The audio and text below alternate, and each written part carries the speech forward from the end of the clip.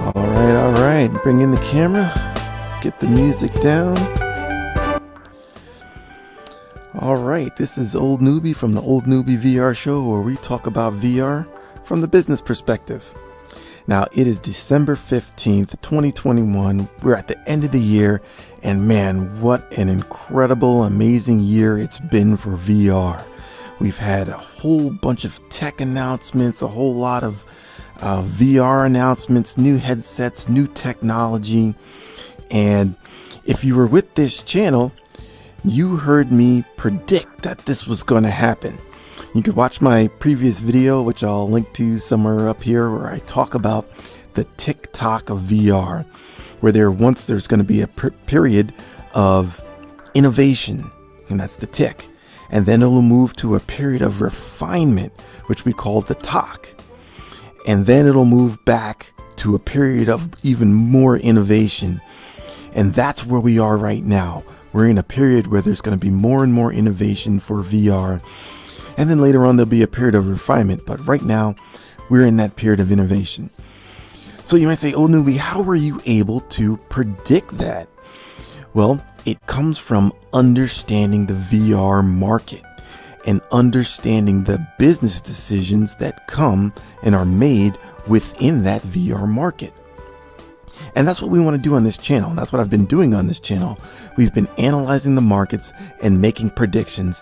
And quite frankly, we've been seeing those predictions come to fruition time and time again. So what I want to do right now, that it's the end of the year, I want to give that good 20,000 foot macro view of the VR market and just kind of give you a quick analysis of what's going on. And then maybe at the end of that, we're going to be able to make some predictions about the end of the year and the beginning of 2022 and what that's going to look like for the VR market. So let's go ahead and get started with that. And what I am going to do here, and we're not going to have any videos, I'm going to bring out my trusty markers, and we're going to do a quick analysis of the VR market. So you got to bear with me. I'm actually going to be writing in 3D. So I have to write backwards because the camera's facing that way. And so it's going to probably look a little bit wonky. So when we look at the VR market, we've got two major segments that are in there. And the first segment, I believe, is the consumer market. Now, the consumer market is basically your at-home users. These are your normal PC VR at home, buying a headset and use it. And this is basically where VR got its start, in the consumer market. And then we have the other side of that, which is the enterprise market. That's what I'll denote with an E. And that's your corporate utilization of VR. So we're going to divide those up from consumer and enterprise. And enterprise is basically what we like to focus on this channel. But with that, we've got some major players in the VR market. And these are the major players as I see them and I have them defined. The first major player we have is Valve. And those are our Steam VR platform. The next major player we have is Microsoft. And Microsoft entered the VR market after Valve did. But they were pretty innovative when they came out with the inside out tracking for VR. And so Microsoft is a major platform with PC VR, with their Windows mixed reality. The next major player is, and I'm going to use their old name, that is Facebook. They're Meta now, but we're going to use Facebook because M is for Microsoft. And then the final major player we have is Sony. And Sony with the Sony PlayStation VR, which, if you watch my previous video, they did very well in sales. As a matter of fact, they were carrying VR sales when they came out with their PlayStation VR. So these are the major players as I see it, and these are the market segments as I see it. And so we're just going to do a quick analysis between all of these players. So what I'm going to do is talk about how each of these have made their business decisions and their investments within these market segments. So first, we have Valve. Valve, as I said earlier, is heavy in the consumer market because they basically started VR. And so they initially marketed VR for the consumer market. Now, Valve is kind of strange. They're a little unique because Valve is a platform, which is the Steam VR platform. And they recently ventured into hardware with the Valve Index, but they were primarily just a platform, Steam VR, and then other companies used that platform and made Steam VR devices. So that's why I'm saying Valve is a platform and a player, not any of those other headset makers like HTC and the Vive. HTC Vive is a Steam VR device. So Valve is that major player of a platform.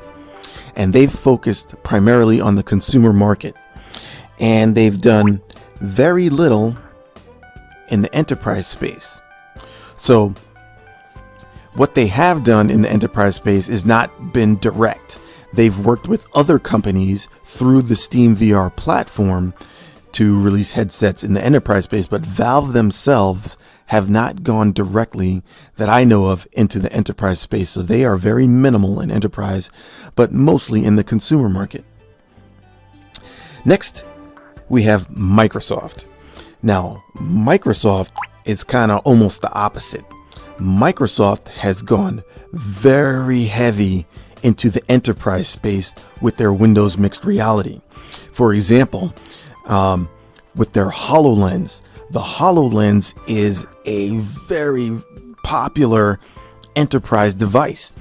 I think just recently Microsoft had a contract with the US Army for HoloLenses in the billions of dollars.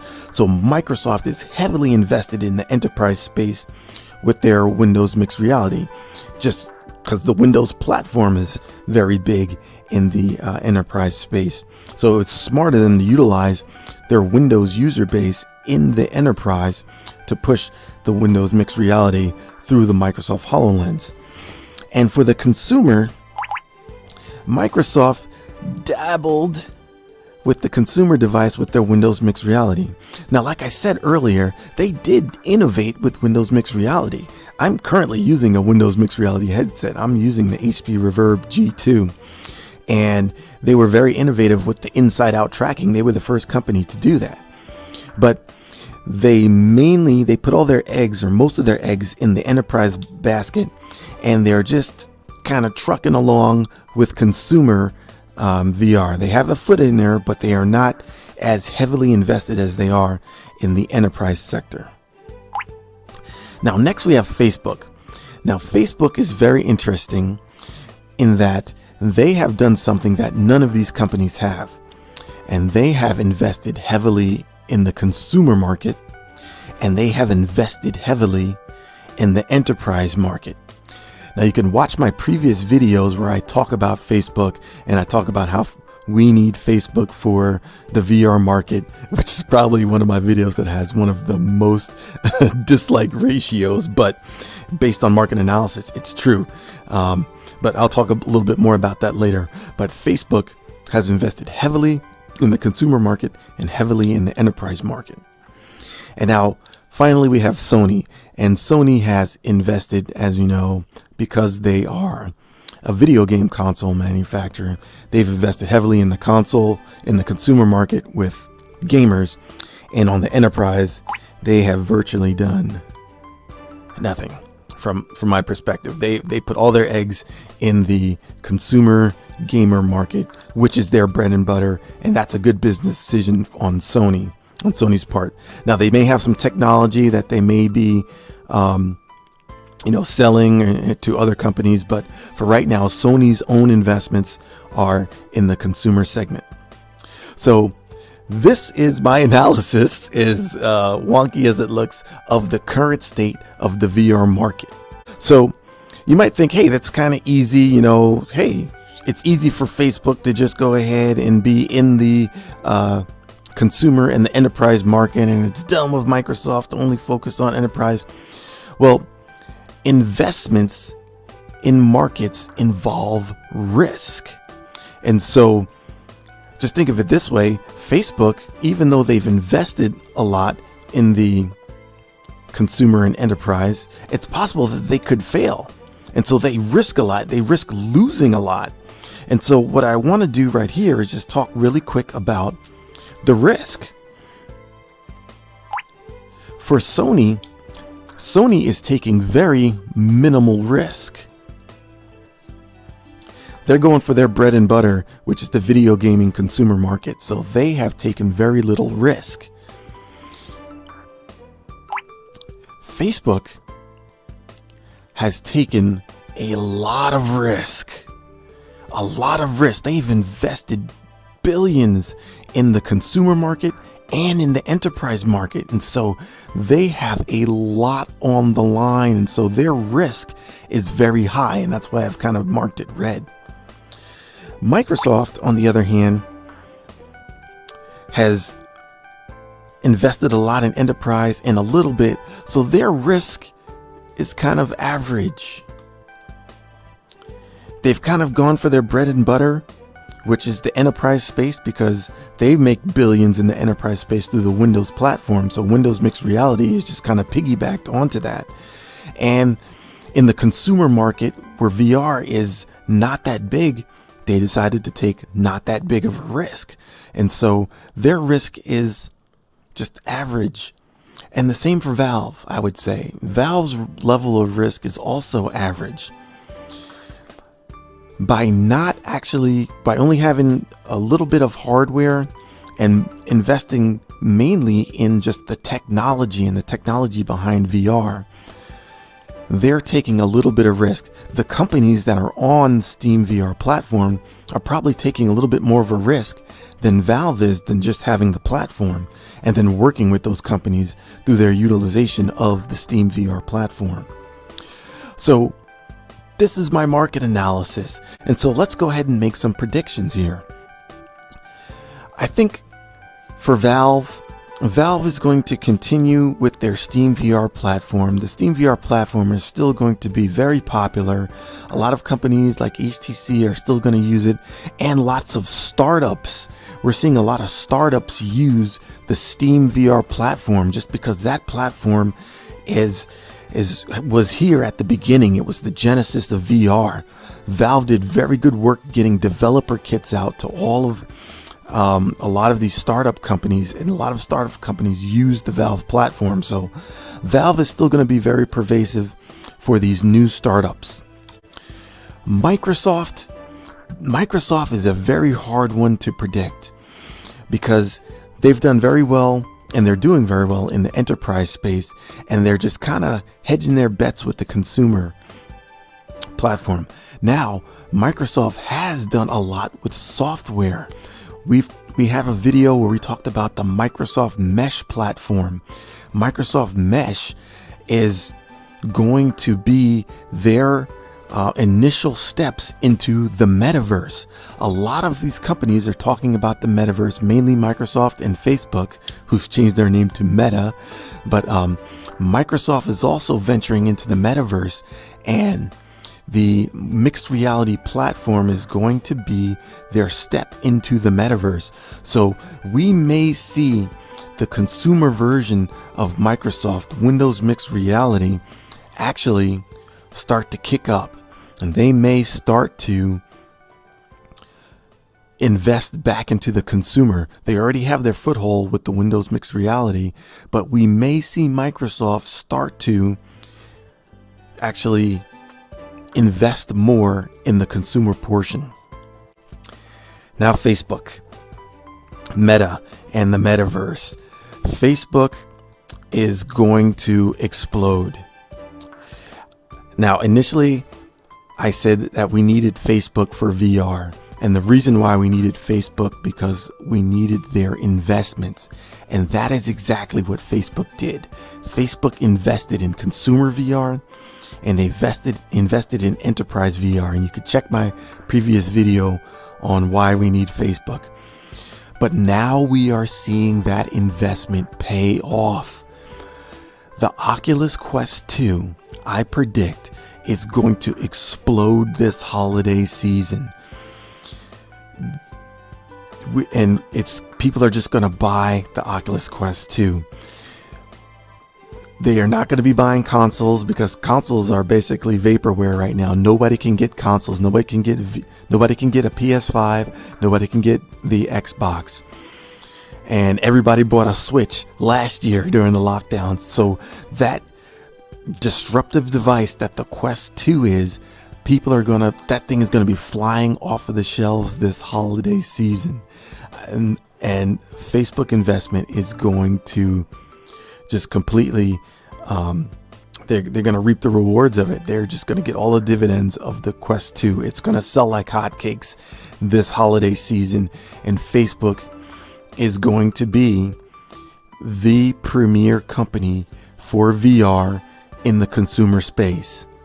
That's my prediction. And because they've also invested in enterprise, that's going to keep going too. And those two markets are going to feed off of each other. And we're going to see developers developing on the enterprise side and on the consumer side. And Facebook is going to be at the forefront. Whether you like the company or not, they made the right business decision to invest heavily in VR. Unlike these other companies who decided to play it safe.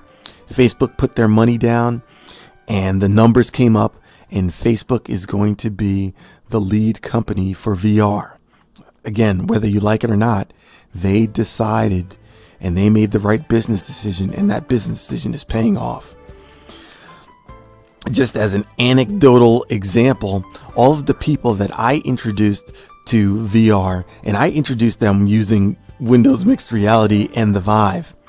All of those people that I've come to and I've talked to in conversation, they are buying Facebook. So my prediction is that Facebook is going to be the king of VR for this upcoming period. For at least for 2022, that's my prediction, is Facebook is going to be the king of VR. And then finally, Sony's going to, they're going to release their PSVR 2. And I got to give props to Sony though. The PlayStation VR, the original PlayStation VR, was the number one seller of VR devices in 2019. Right? Yeah, and that's when the Valve was out and the Oculus Rift were both out, and PC VR, Game System VR through the PlayStation VR was the number one seller. So we may see PlayStation VR 2 do some repeat sales, but they are going to be hampered by the non-availability of the PlayStation 5 console, unfortunately. And so with the chip shortage and the non-availability of the console, PlayStation 2 VR is probably gonna suffer. It's not gonna do as well as the initial PlayStation VR did as far as record sales. But PlayStation VR comes with developers. It comes with game developers, and that's what a lot of gamers want to see for VR.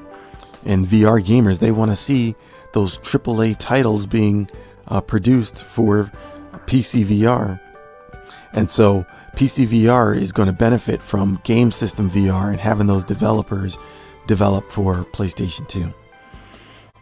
All right, so I wanted to go fast, but unfortunately this video has drawn on very long.